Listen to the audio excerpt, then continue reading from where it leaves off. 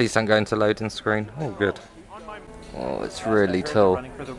It's actually massive. Beginning servo synchronization. Oh my god, what the hell? Please raise your right and left hand. This is so cool. Let's begin!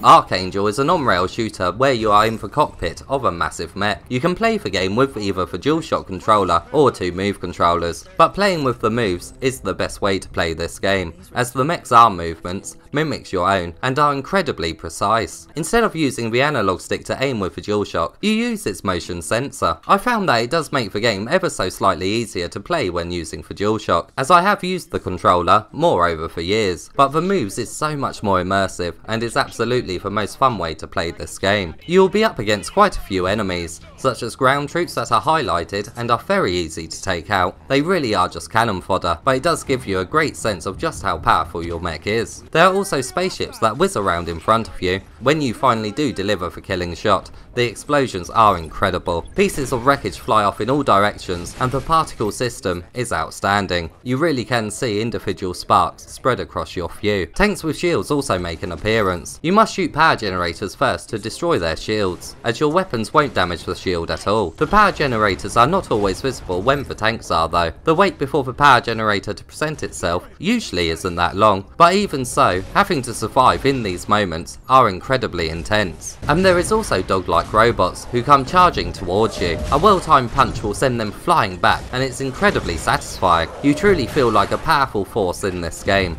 although you will need to hide behind your shields quite a bit. You have shields on each arm that you can activate at any time, but if they get hit too many times by certain missiles, they will need to recharge. Because of this, it really does become a balancing act when to shoot from one arm and use a shield on another. To my knowledge, there hasn't ever been a control scheme quite like this one before, so it does take some getting used to, but when you do become one with the mech and barely shield yourself from a missile and return fire with the other arm, it just feels incredible, and it's all thanks to how fluid the controls are. Health capsules get given to you by your teammates at certain parts during a mission. To use them, you must catch them and then crush them. These do only appear at certain times during a stage, so you can't always rely on your teammates for help. Your mech has many different types of weapons that you can take advantage of, such as lock-on missiles, machine guns, and heavy missiles. Each arm does have different firing modes too, so switching to a certain weapon during different situations is a must. There is an upgrade system in the game too, where you can spend points to improve every aspect of your mech, including health, shields, and weapons. This upgrade system presents itself after each mission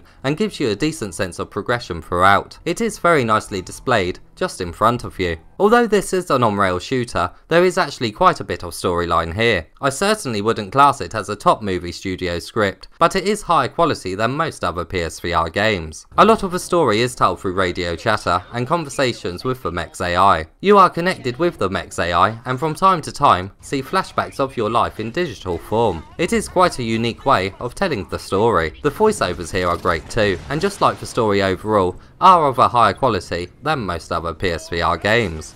Lay a course using the ravine behind the base. Fog. As if this place wasn't creepy enough. The visuals are too. They're very crisp and sharp, and there are some amazing effects on display, like when you raise your shields and an enemy's shot splatter across them, or when you look out into the distance at some smoke. Even when it's far away, the smoke is very clear. Some of the sound effects don't match the same visual quality though, in particular the machine guns. They don't really sound like they pack a punch when fired, and even when the bullets impact something, not much is heard, especially on the ground troops.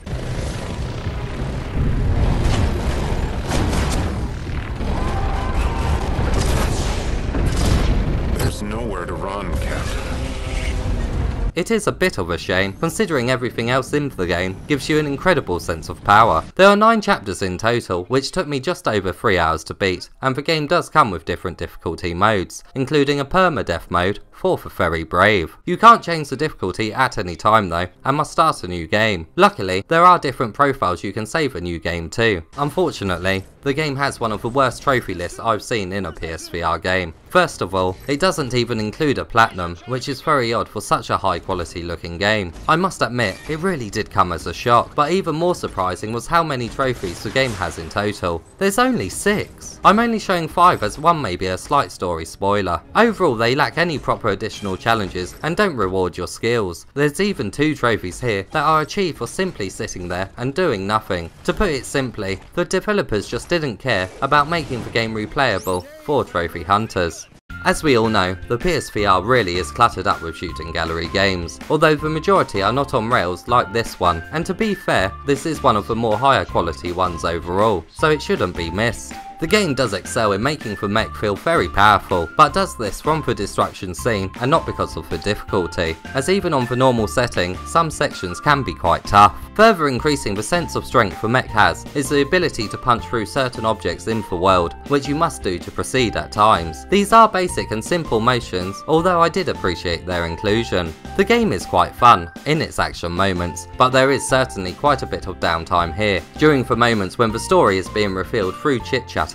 Worse still is the fact that you must listen to the same voiceovers again if you die and respawn at a checkpoint, so be warned, if you are only looking for a constant action shooting gallery, then this game may not be for you. Overall, it's a very polished shooter with some amazing visual quality. It really does have some great VR moments too. There's nothing quite like seeing massive mech arms being mimicked by your own movements just in front of you, and the end boss battle, which I obviously won't ruin here, may not be the most inventive one ever, but scale wise, if you still get excited when large battles occur in VR, it will blow you away.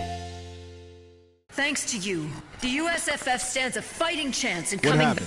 We lost Paladin. Re-establish comms. We got a problem. Report I Rambo. found the source of the electronic interference. It was on the back of your mech. Oh my god, that's It looks a bit creepy, it looks like something what Morpheus would make. Ah, is that a mine? It is Morpheus!